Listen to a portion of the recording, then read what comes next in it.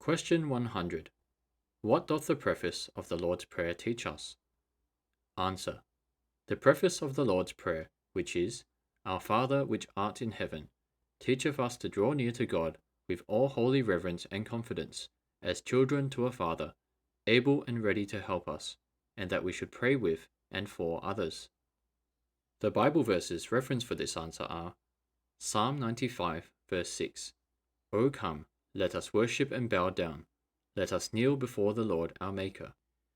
Ephesians chapter 3, verses 12 and 20. Verse 12. In whom we have boldness and access with confidence by the faith of him. Verse 20. Now unto him that is able to do exceeding abundantly above all that we ask or think, according to the power that worketh in us. Matthew chapter 7, verses 9 to 11. Or what man is there of you, whom if his son ask bread, will he give him a stone? Or if he ask a fish, will he give him a serpent? If ye then, being evil, know how to give good gifts unto your children, how much more shall your Father which is in heaven give good things to them that ask him?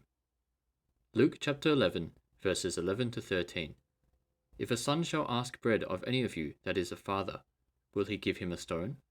Or if he ask a fish, will he for a fish give him a serpent? Or if he shall ask an egg, will he offer him a scorpion? If ye then, being evil, know how to give good gifts unto your children, how much more shall your heavenly Father give the Holy Spirit to them that ask him? Romans chapter 8, verse 15. For ye have not received the spirit of bondage again to fear, but ye have received the spirit of adoption, whereby we cry, Abba, Father. Ephesians chapter 6, verse 18. Praying always with all prayer and supplication in the Spirit, and watching thereunto with all perseverance and supplication for all saints.